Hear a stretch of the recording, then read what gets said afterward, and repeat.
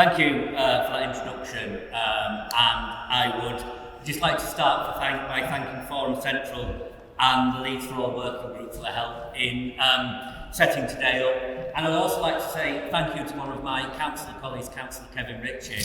I've actually seen him in person today. I don't know if Kevin is still on the call, but Kevin's work as our disability champion for the council administration is really valuable. I know Kevin is dedicated to that role. I'd like to say thank you to Kevin. If he's not on the call, I hope somebody lets him know.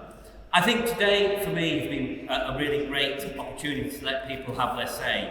And for us as a council to listen, and although I am speaking now, listening is really important for us, and how we can work together as a city. It is good and accessible for disabled people, and to make sure we can really celebrate the all disabled people in Leeds. It was 1992 that the United Nations declared the International Day of Disabled People, and it's something we want to mark as a city.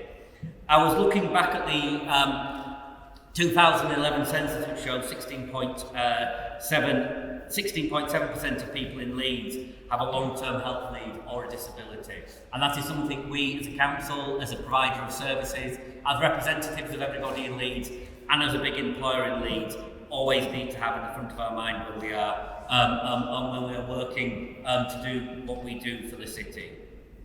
I also think it's really important that we work to remove barriers and change attitudes towards disabled people to make sure everybody is treated fairly in Leeds.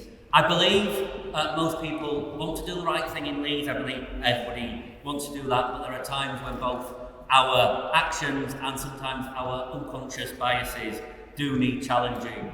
I would be the first person to say that. I have, as I mentioned in the introduction, I've been a champion for the LGBT community for a very long time now, and I know sometimes people wanting to do the right thing is great, but sometimes it is not enough, and that's why we need to continue to have events like this and to have that discussion to make sure people's voices are heard. And it's particularly as we have this event at the end of what we thought was the end of the COVID pandemic, just again to reflect specifically on the impact, as the discussion I was listening to earlier around COVID has increased potential for isolation, and has seen the change and diminishing and affecting the way the services are delivered, and we need to make sure we continue to listen to concerns moving forward.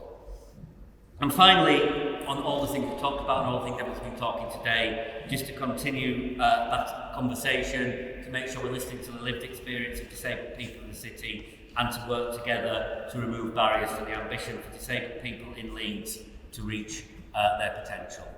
Thank you to everybody that's helped organise the event, and hope everybody enjoys the rest of the day.